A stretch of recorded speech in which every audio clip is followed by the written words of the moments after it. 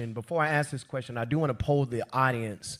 For the athletes that are being approached about deals, for the athletes that we know that is going to the league, if you could just raise your hand if you've been approached about, hey, man, let me invest in this company, man. Either been called by a cousin, a friend, an uncle. Have you been approached about deals and investing in deals off the field? If you just raise your hand, yes or no. You ain't got, your cousin may be in here. It's all right. You can still raise it. That's exactly right. We'll keep the lights off, my boy. All right, so Bradbury and Tyrone, and I'm going to come to you first, Tyrone. How should athletes navigate really assessing deals off the field, right? And so this is where understanding business, understanding opportunities, understanding value, but unfortunately, around NIL, the ones that's receiving the money, they're getting younger and younger. And so there's this family involvement that is now a non-negotiable due to their age. So with these deals, with these resources coming through, and with the foundational understanding you have around finances and financial advising, how should they navigate opportunities around these different deal structures that's coming their way? All right, so I got a lot to say on this topic. And I'm talking to the parents mostly now, but in the athletes as well. So bear with me here. There's a lot to say. So name, image, and likeness is not new.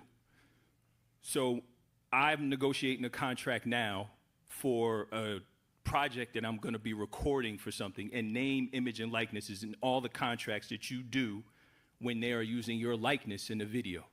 Every time I'm negotiating a deal, that's the hang up. Because we sign away our name, image, and likeness so that you're going to run this video. I'm going to get paid for it now, but something happens to me. My family going to keep seeing my image and likeness promoted, and we don't benefit. This is going to my attorney. We Xing it out. It's the hang up every time. So name, image, and likeness is not new. So now I'm going to pose a question. Before I sign a contract with any company, before you sign a contract with my company, before I'm a player and I sign a contract with an agent, before I'm a sign a contract with an owner who owns the team and he owns me, do you own yourself? Exactly.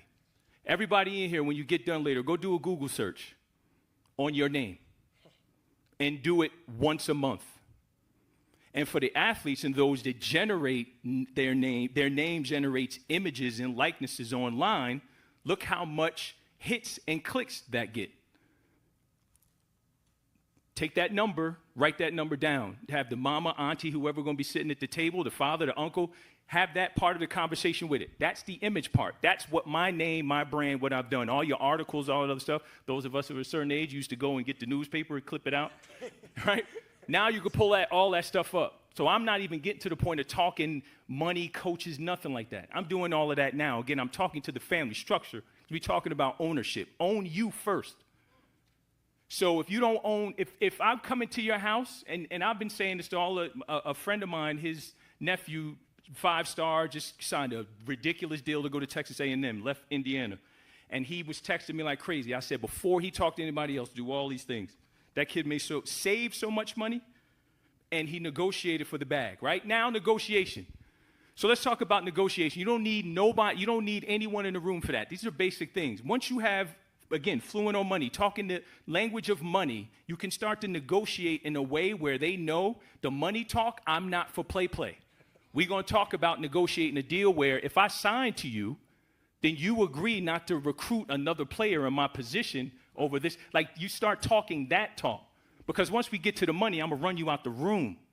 So now the money talk is this. Well, here's the thing. What did North Carolina just announce they're doing? They're moving their athletic department to an LLC. So what does that mean the players are? What is the best way to negotiate? Again, I have an LLC. Folks in here have LLCs. You have C Corps and businesses. If I'm a player right now, I told everybody I know that's going to college, folks to reach out, have that young man create an LLC. Why? There's no contracts. He said that, right? What do LLCs and LLCs do when they deal with each other? Business. We got to have a contract. So now you are responsible for it. Anybody in here do sole proprietor business where you get a 1099, right? Taxes. So what does that do? Yeah, I got to do taxes, which is why, by the way, for every $100 you get, take 30 of it, put it aside, 30%. I don't care where you are, just put that aside.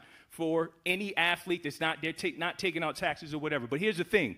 If my LLC is doing business with your LLC, right? Now, I'm not Tyrone Ross with North Carolina, not Tyrone Ross with Georgia Tech. I'm dealing with the LLC. You have to give me a 1099 as a sole proprietor. Why? You have to show your books to me.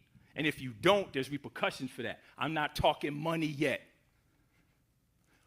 Inside of my LLC, anybody know how a trademark works? How it works?